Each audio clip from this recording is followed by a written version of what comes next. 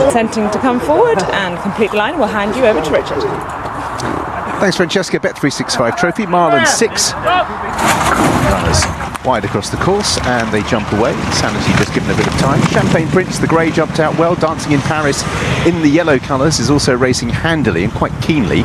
Roaring Legend, one of the greys, is well to the fore, and Liber Power on the left-hand side, as they have quite a run before they encounter the only turn. So a few of them are staying out wide. And out in the lead, Dancing in Paris is doing the quick step at the moment, out in the centre. Liari on the running rail with the blue colours of Endless Victory. Champagne Prince wider out is right up with the leaders with the Line the Stars and then Imperial Sovereign. So yet to come together, the two groups. Champagne Prince on the outside of Dancing in Paris, Align the Stars and Imperial Sovereign.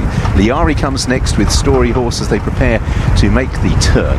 Then just behind these, One for the Gutter. On the inside is Liber Power, who's settled back in the field now in company with Endless Victory. Artisan Dancer is held up and Insanity was given time from the stall. So they run downhill towards the turn.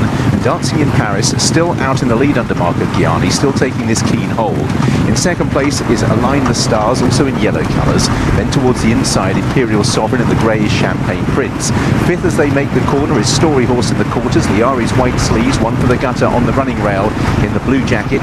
Endless Victory is towards the outside in that midfield group, with Roaring Legend, who's just lost the position, is now 4 or 5 from the tail, with Liber Power, Real Dream, Insanity and Artisan Dancer last of all. Dancing in Paris is already at the 7 furlong point, continuing to show the way and continuing to race freely, and as a result has established a lead of nearly 3 lengths now from Align the Stars, Champagne Prince on the outside of Imperial Sovereign. Just behind these is Liari with Endless Victory's Godolphin blue colours alongside Story Horse now. One for the Gutter comes next ahead of Roaring Legend, Real Dream, Liber Power, Insanity and Artisan Dancer. So still trying to get a breather in. Marco Gianni finally gets the horse to drop their head, passing the 5. Leads by 2 from Align the Stars, Champagne Prince in third, and in fourth on the inside is Imperial Sovereign in the red and white colours. Endless Victory as they pack up. Liari on the running rail and Story Horse. One for the Gutter, Real Dream up the centre begins to improve. Insanity is also going to go up the middle in the maroon cap. Liber Power taking the braver route, and Artisan Dancer last of all. So they're now approaching the final 4 furlongs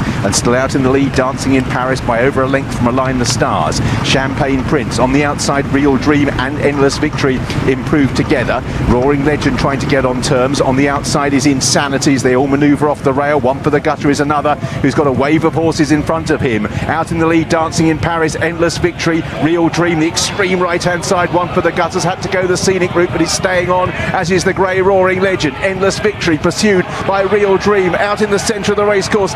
One for the Gutter and then Roaring Legend. Endless Victory still in front, but One for the Gutter charging at the leader as they go for the line, and One for the Gutter had to go round the outside, but one for Silvestre de Souza and Ian Williams. Endless Victory, Real Dream, Roaring Legend.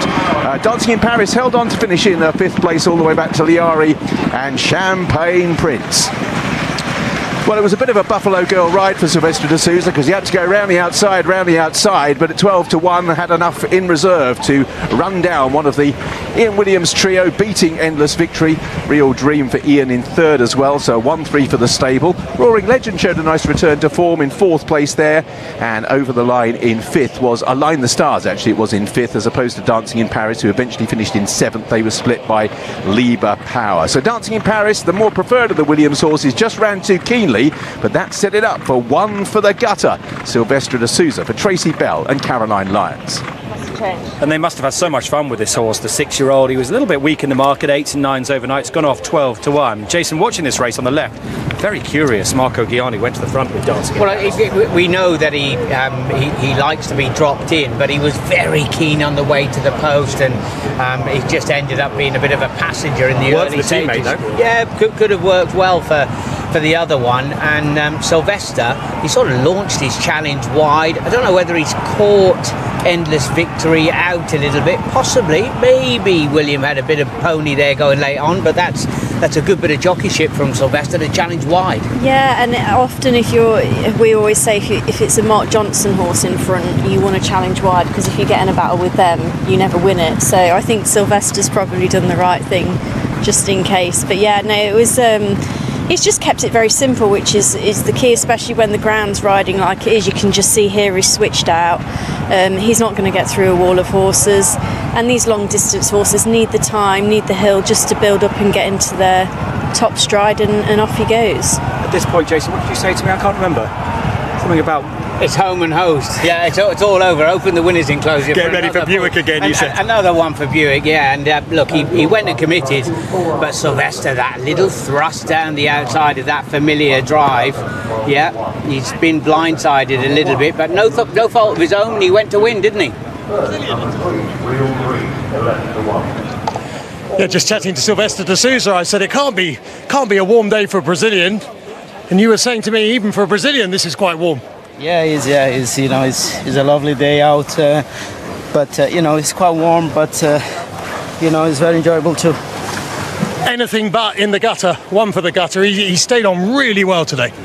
He has, yeah. They went to even gallop through the race, and he always. Mind all that. See, winning on my horse yesterday, and you won. He always travels strong and nicely, and got to a nice rhythm, and had plenty of horse underneath. Come to the true pole. I had nowhere to go. Have to switch across, but I knew I'll pick them up. That was Morris who was just saying hello just then. He's famous for switching camps, isn't he? Usually 1 minute he's Coolmore, the next minute he's Godolphin, and now he's Ian Williams. Mr. Morris is a gentleman. I rolled him a winner yesterday, and I'm just delighted for the opportunity I didn't get in this place. You'll be looking forward to Emalka in a minute. The horse that really set you on the map with Roger Varian last season. You had Charin, you had Emalka winning the 1,000 guineas. We kind of just haven't seen the best of her since that big win, have we? She's a lovely filly going forward, and I think the world of her, and she's a classic winner.